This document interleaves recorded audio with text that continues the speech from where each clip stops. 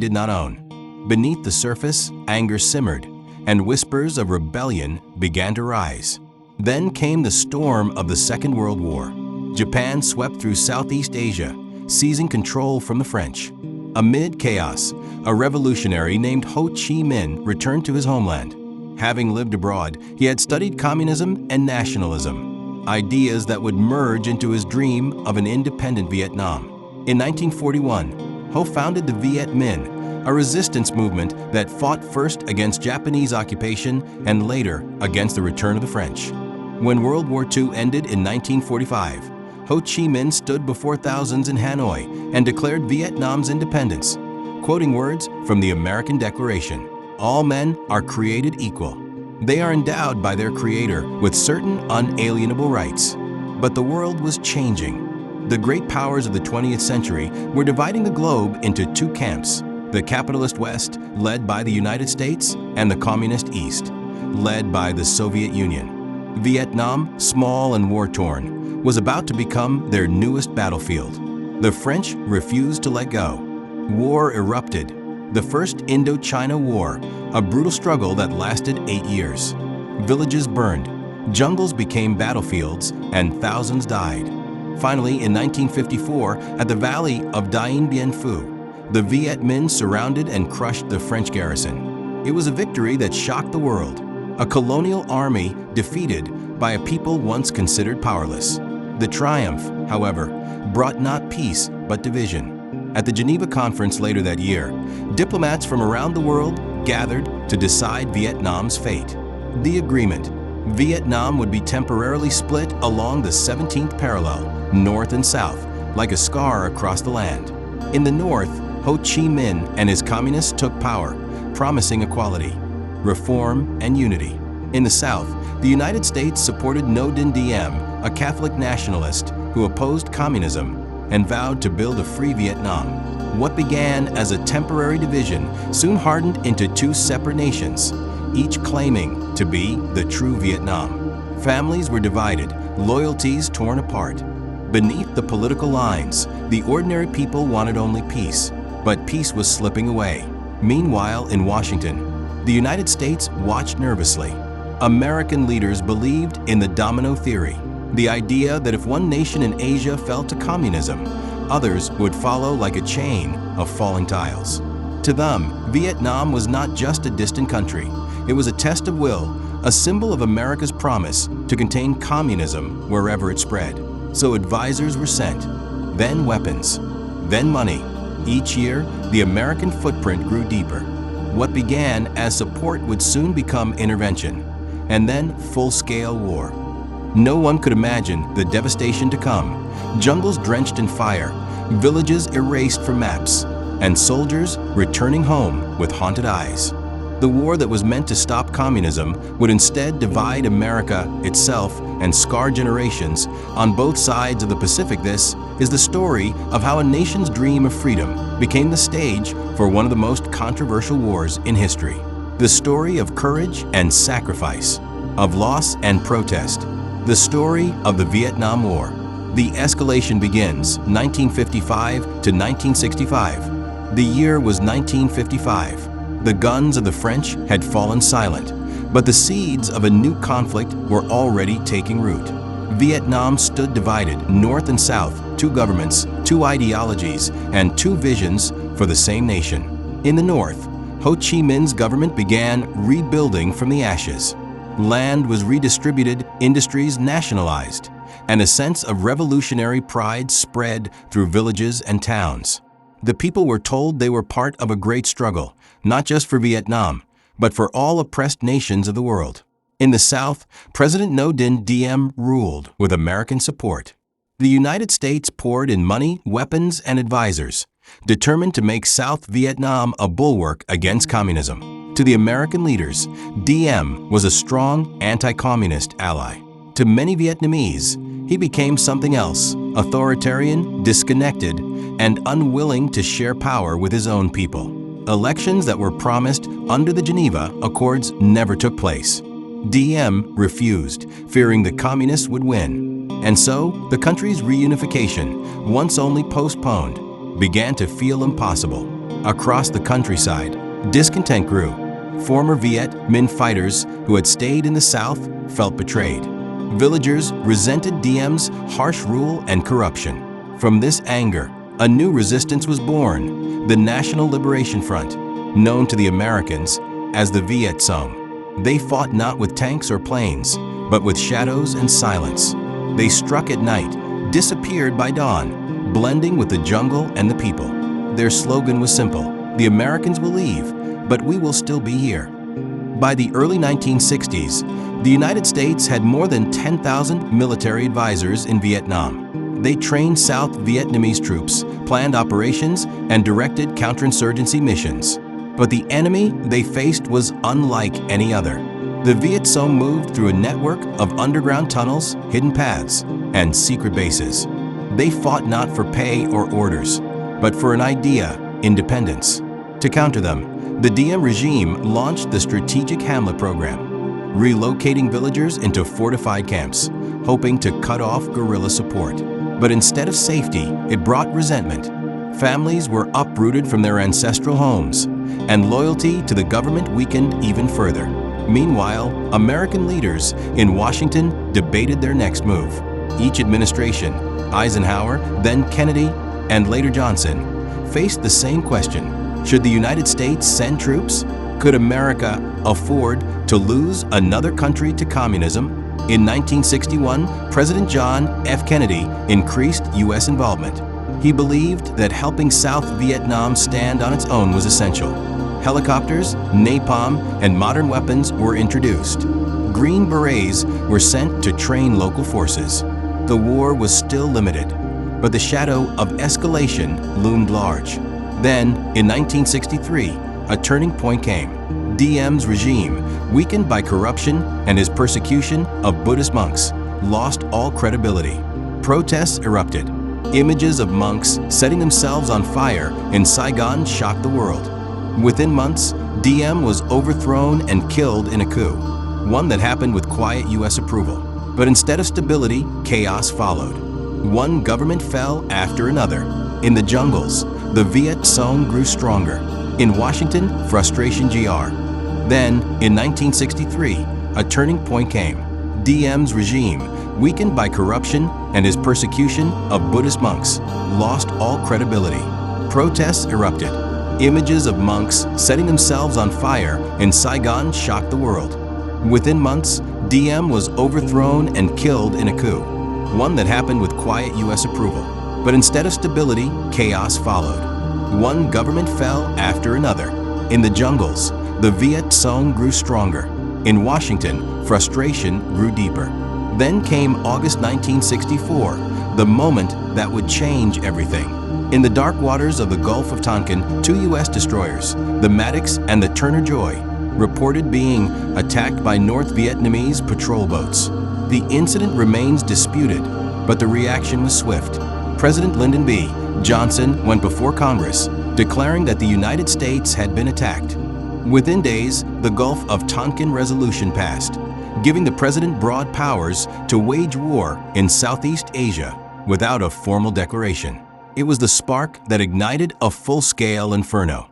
By March 1965, the first American combat troops landed at Da Nang. What had begun as an advisory mission was now an all-out war. Helicopters thundered over rice paddies. Artillery shells lit up the night. And far from home, young American soldiers stepped onto foreign soil, many for the first time in their lives.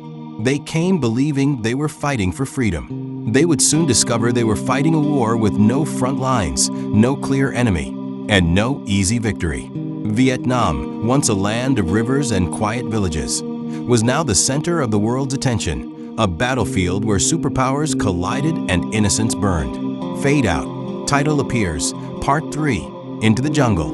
Life and Death in Vietnam, 1965 to 1968. Into the Jungle. Life and Death in Vietnam, 1965 to 1968. The jungles of Vietnam, thick, green, endless. A world of shadows and sound, where the air itself seemed alive. Beneath the canopy, sunlight barely touched the ground. Insects buzzed, birds screamed, and the humidity clung to every breath. This was where a modern superpower came to fight an invisible enemy. By 1965, America's involvement had transformed into full-scale war. Tens of thousands of U.S. troops poured into Vietnam. Young men, many barely out of high school, carrying rifles heavier than their courage and letters from home folded in their pockets. They came to stop the spread of communism, but soon they found themselves in a land that defied everything they knew. There were no clear front lines, no safe zones. The enemy could be anywhere, a farmer by day, a fighter by night. The Viet Cong blended with the landscape, using the dense jungle as both weapon and shield. They struck quickly, then vanished into tunnels and trees. The Americans responded with technology and firepower. Jets roared across the skies, dropping thousands of tons of bombs in Operation Rolling Thunder, the most intense aerial campaign in history. Villages, forests, and bridges were destroyed. The earth shook beneath explosions that could be seen for miles. But the more America bombed, the deeper the Vietnamese dug. The jungle swallowed craters, and life went on amid the ruins. Helicopters became the heartbeat of the war, hovering over fields, landing troops, evacuating the wounded. Soldiers called them angels of mercy and birds of death all at once. From the air, the green of Vietnam looked peaceful. On the ground, it was hell. Troops faced unbearable heat, leeches, malaria, and the constant fear of ambush. Every step could hide a booby trap, a tripwire, a sharpened bamboo stake, a hidden mine. They learned to walk in silence, to sleep lightly, to trust no movement. In the villages, life was caught between two fires. To the Americans, civilians were potential enemies. To the Viet Cong, they were potential allies. Families were torn apart, homes burned, crops destroyed. Napalm, a firebomb that clung to skin, turned forests and people into living flames. And then there was Agent Orange, a chemical meant to strip the jungle of cover, but it poisoned the soil, the rivers, and generations of people who lived there. Through it all, soldiers on both sides endured a nightmare they barely understood. Many American troops began to question why they were there. They were told they were fighting for freedom, yet the faces of the people they fought for were often filled with fear, not gratitude. In the trenches, bonds were formed, brotherhoods stronger than blood. Young men wrote home about the rain that never stopped, the smell of gunpowder, the friend who didn't make it back from patrol. For many, the enemy wasn't a person anymore. It was the jungle itself, the endless waiting, the uncertainty that tomorrow would come. In the north, the Vietnamese people bore the weight of constant bombing. Villages were rebuilt, only to be destroyed again. Yet, through the devastation, their will hardened. Every bomb made them more determined to fight. Every fallen comrade became a symbol of resistance. By 1967, the war had reached its peak. Over 500,000 American troops were in Vietnam. The death toll climbed higher each day. Television brought the war into living rooms across America. The first war the world could watch in real time. The images were haunting. Wounded soldiers crying for medics, burning villages, children running through smoke. The more Americans saw, the more they began to ask, why? And then, in 1968, came the moment that would change everything. The Tet Offensive. On the night of the Lunar New Year, when both sides had agreed to a ceasefire, tens of thousands of Viet Cong and North Vietnamese soldiers launched a surprise attack across South Vietnam. Cities that were once considered safe erupted in chaos. The U.S. and South Vietnamese forces eventually pushed them back, but the psychological damage was done. The message was clear. The enemy was far from defeated, and the end was nowhere in sight. Vietnam had become a graveyard of illusions for both sides. The war that was supposed to be quick had turned into a long, bloody stalemate. As the smoke of Tet cleared, both the soldiers in the jungle and the citizens at home began to feel the same despair. Victory was no longer a word anyone believed in. The home front, protest, music, and the anti-war movement 1968 to 1970. While soldiers fought and died in the jungles of Vietnam, another battle was raging thousands of miles away, in the streets, classrooms, and hearts of America. The year was 1968. The Tet Offensive had shattered the illusion of victory. On television, Americans watched cities in South Vietnam burn, and soldiers fight desperately against waves of enemy attacks. For the first time, many began to believe what the generals wouldn't admit: the war could not be won. At home, trust in government began to crumble. For years, political leaders had promised progress, light at the end of the tunnel. But now, that light looked more like the glow of napalm. Universities became centers of resistance. Students gathered on campuses across the country, carrying signs that read, "End the war, bring the troops home," and "Make love, not war." The youth of America, many just a few years older than the soldiers fighting overseas, refused to accept a war they didn't believe in. The draft, the system that forced young men into military service, became a symbol of injustice. Names were drawn from glass bowls on national television. For every boy drafted, another friend or brother found a way to resist. Some fled to Canada. Others burned their draft cards in defiance. A few went to prison for refusing to fight. The streets filled with anger and music. Folk singers like Bob Dylan, Joan Baez, and Phil Oakes gave the movement its voice. Rock bands like Creedence Clearwater Revival and The Doors captured the chaos and confusion of a generation. Songs became weapons, and lyrics became truth. And it's 1, 2, 3. What are we fighting for? Don't ask me, I don't give a damn. The protests grew louder, spreading from college campuses to cities across the nation. Hundreds of thousands marched on Washington, demanding peace. The Capitol's steps echoed with chants, prayers, and tears. Mothers carried photographs of their sons. Veterans threw away their medals in disgust. Television, once a tool of propaganda, became the war's most powerful critic. Night after night, Americans watched footage of body bags, villages burning, and children crying. Reporters questioned military statements. For the first time in history, a war was being fought both on the battlefield and on the evening news. In 1968, tragedy deepened the nation's wounds. Dr. Martin Luther King Jr., who had spoken out against the war, was assassinated in April. 2 months later, Robert F. Kennedy, a voice of hope and peace, was killed while campaigning for president. The country seemed to be tearing itself apart. Race riots, protests, political violence. The war abroad had become a mirror of the war within. And then came Kent State University, May 4th, 1970. National Guard troops opened fire on unarmed students protesting the U.S. invasion of Cambodia. 4 students were killed, 9 others wounded. Photographs of their bodies lying on the campus lawn spread around the world, symbols of a nation that had lost control of its own conscience. The government called the protesters unpatriotic. The protesters called the government murderers. The divide between generations grew wider with every funeral, every headline, every lie exposed. Amid the chaos, President Richard Nixon, elected in 1968, promised to bring peace with honor. His plan was called Vietnamization, to train South Vietnamese forces to fight their own war, allowing American troops to come home. But even as he spoke of peace, the bombing intensified. Secret missions extended into Cambodia and Laos, widening the conflict and deepening the outrage. By the end of the decade, the war had claimed more than 30,000 American lives. Millions of Vietnamese civilians were dead or displaced. And in living rooms across America, families no longer believed what they were told. The Vietnam War was no longer just a foreign tragedy. It was a national trauma. The young no longer trusted the old. The people no longer trusted their leaders. And the world no longer saw America as invincible. In the jungles of Vietnam, soldiers fought to survive another day. At home, a generation fought for the soul of their country.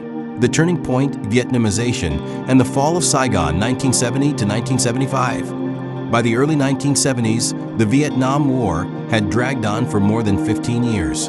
The jungles were scarred, the cities battered, and the people, both Vietnamese and American, were exhausted. Richard Nixon had entered the White House promising peace. But peace was proving harder than war. His strategy, called Vietnamization, aimed to shift the burden of fighting from American soldiers to the South Vietnamese army. U.S. troops would slowly withdraw while the government in Saigon stood on its own feet. It sounded simple, but the reality was anything but. As American forces pulled out, the war continued to burn. To pressure North Vietnam into negotiations, Nixon ordered massive bombing campaigns, not just over Vietnam, but secretly across the borders of Cambodia and Laos. Entire villages were erased in the name of strategy. Millions fled their homes, seeking refuge wherever bombs did not fall. At home, the secret bombings became public knowledge, and outrage exploded once again. Protests grew fiercer, louder, more desperate. The war had already divided a nation. Now it was tearing at the very foundations of its democracy. Meanwhile, in the jungles and rice paddies of Southeast Asia, the North Vietnamese army was far from defeated. They used the Ho Chi Minh Trail, a vast network of hidden paths stretching through Laos and Cambodia, to move men and supplies south. Every time America bombed it, the trail simply shifted, rebuilt by hand. Nothing could stop their determination. By 1972, the war had reached another critical moment. The North launched a massive assault known as the Easter Offensive. South Vietnamese troops, heavily armed but reliant on American air support, struggled to hold the line. U.S. bombers struck back with unprecedented fury. Entire landscapes were turned to ash. And yet, even through the smoke and destruction, both sides began to understand the truth. Neither could truly win. In Paris, diplomats from the United States, North Vietnam, and South Vietnam gathered to talk peace. The negotiations dragged on for years, filled with threats, walkouts, and false promises. But eventually, in January 1973, an agreement was signed, the Paris Peace Accords. The deal called for a ceasefire, the withdrawal of all U.S. troops, and the release of prisoners of war. For America, it was the end of direct involvement. For Vietnam, it was not yet peace, only a pause before the final storm. When the last American soldiers left that same year, they carried more than their weapons and uniforms. They carried the weight of guilt, confusion, and loss. For many, the war had become a question with no answer. What had it all been for? Without U.S. troops, the South Vietnamese government stood alone. Despite billions in American aid, its army was weakened by corruption, poor leadership, and crumbling morale. Meanwhile, the North, now backed by the Soviet Union and China, prepared for one last push. In 1975, the offensive began. City after city in the South fell in rapid succession. Refugees flooded the roads, desperate to escape the advancing northern forces. Panic swept through Saigon as the North Vietnamese army closed in. American officials rushed to evacuate diplomats, citizens, and as many South Vietnamese allies as possible. Helicopters filled the skies above the U.S. Embassy, lifting people from rooftops as chaos engulfed the city below. Thousands begged for rescue, men, women, children who had believed in America's promise of protection. On April 30th, 1975, the final helicopter lifted off from Saigon. Moments later, North Vietnamese tanks rolled through the gates of the presidential palace. The war was over.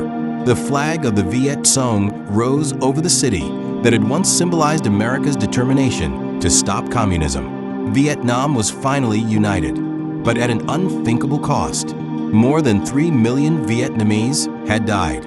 Entire villages had vanished. Forests were burned to ash.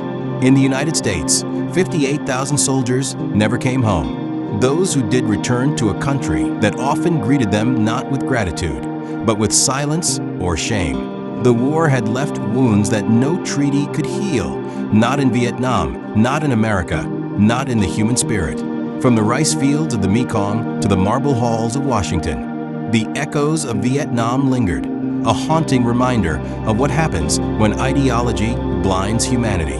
The guns were silent, but the questions remained. Aftermath, consequences, lessons, and legacy post-1975. The war was over, but peace did not come easily. When the last shots faded and the banners of victory rose, Vietnam stood on the edge of ruin. The jungles were silent again, but they were not the same. Craters scarred the earth, rivers ran brown with ash, and a generation had been lost. From the north to the south, the country lay in pieces. Cities like Hue and Saigon were shells of their former selves, filled with orphans, widows, and the wounded. The economy had collapsed. Millions of acres of farmland were poisoned by chemicals like Agent Orange, which had stripped the jungle bare and seeped into the soil. Crops withered, animals died, and strange illnesses began to appear among those who survived. For the Vietnamese people, the war's end marked the beginning of another struggle, rebuilding a nation from ashes. Families who had been divided for decades tried to reunite. Refugees returned to find their homes gone. Those who had fought for the South faced imprisonment or re-education camps, where they were forced to abandon their beliefs and start anew under the victorious communist regime. Thousands of others fled, risking their lives on small, overcrowded boats. They became known as the boat people, men, women, and children escaping the aftermath of war, drifting across the South China Sea in search of safety. Many never made it. Storms, hunger, and pirates claimed countless lives. Those who survived reached distant shores, Malaysia, Thailand, Australia, and the United States, carrying only memories and pain. For America, the end of the Vietnam War was not a triumph, but a reckoning. The most powerful nation on earth had failed to achieve victory in a small, impoverished country. The loss shook its confidence, its politics, and its identity. More than 58,000 American soldiers were dead. Over 150,000 were wounded, and countless others carried invisible scars, nightmares, guilt, and trauma that followed them home. They returned to a country that did not celebrate them. There were no parades, no flags waving, no bands playing. Many Americans wanted to forget the war entirely. Veterans walked through airports and were met with silence, sometimes even hostility. They had gone to fight for their nation, but came back to a nation that didn't understand why they had gone. The war had also transformed American politics forever. The government's credibility was shattered. The lies exposed during the conflict, false reports of victory, hidden bombings, and inflated body counts, left citizens questioning everything they were told. In 1973, Congress passed the War Powers Act, limiting the president's ability to wage war without approval. Never again would America enter a conflict so deeply without the consent of its people. The phrase Vietnam Syndrome entered the American vocabulary, a deep fear of getting trapped in another unwinnable war. For years afterward, the United States hesitated to intervene in foreign conflicts, haunted by the ghosts of Vietnam. Meanwhile, in Vietnam itself, the years that followed were harsh. The new unified government, officially the Socialist Republic of Vietnam, faced international isolation. The U.S. imposed trade embargoes. Aid was scarce. Hunger spread. Reconstruction was slow, and hope even slower. But time, as always, began to heal. By the late 1980s, economic reforms known as Doi Moi opened Vietnam to the world once again. Trade returned, cities grew, and the country began to rebuild not just its buildings, but its spirit. The scars of war, however, remained everywhere. In the soil, unexploded bombs still buried beneath fields. In the rivers, chemical residue still poisoning generations.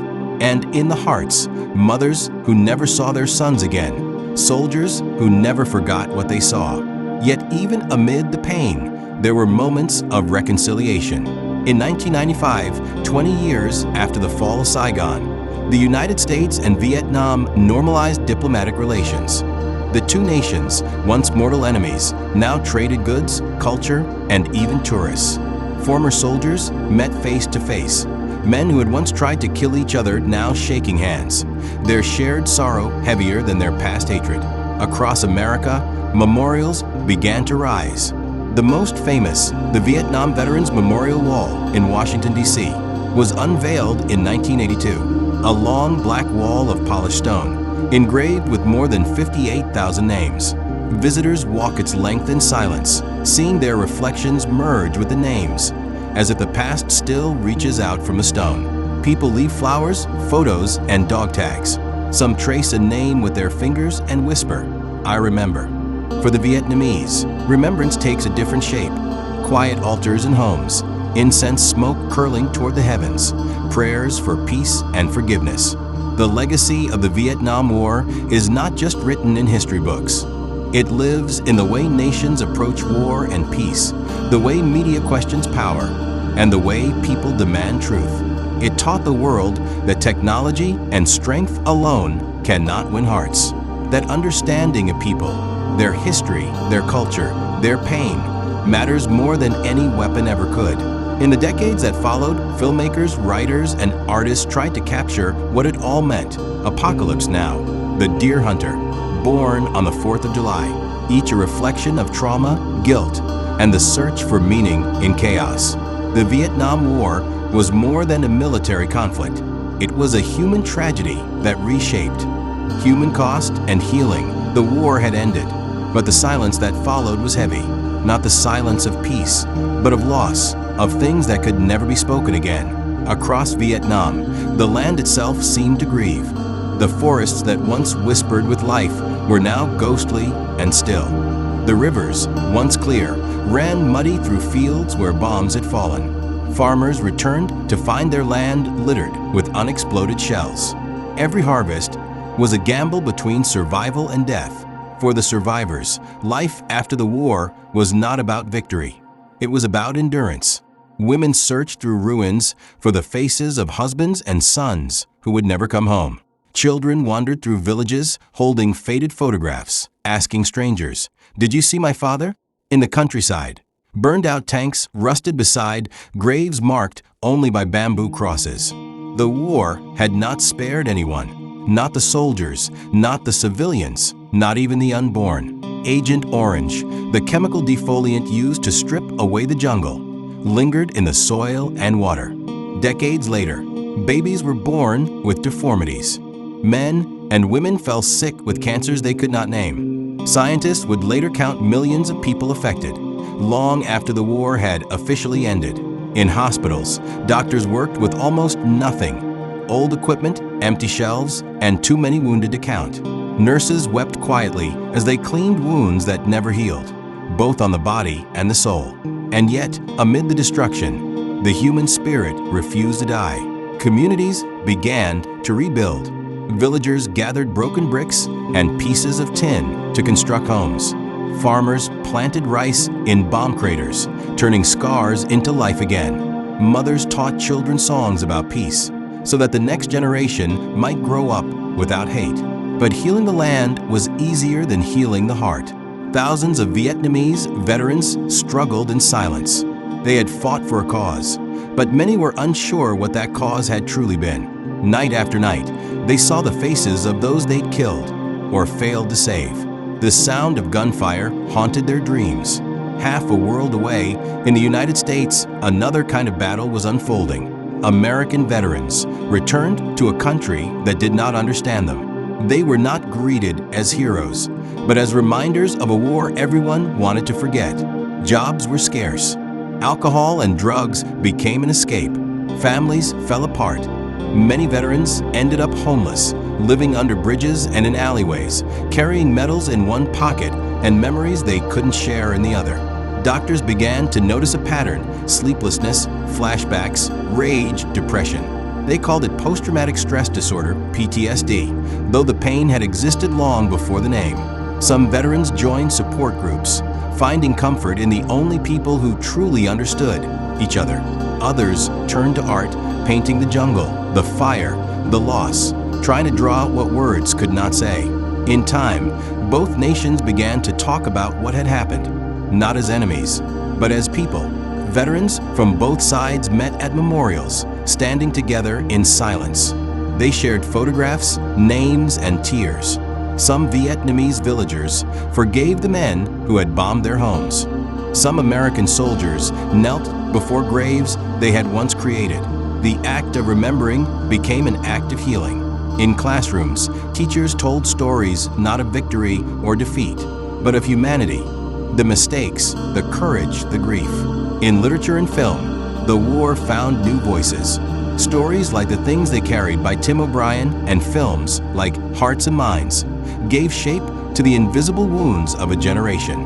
Meanwhile, in Vietnam, young people who had never known the war, began to explore its ruins.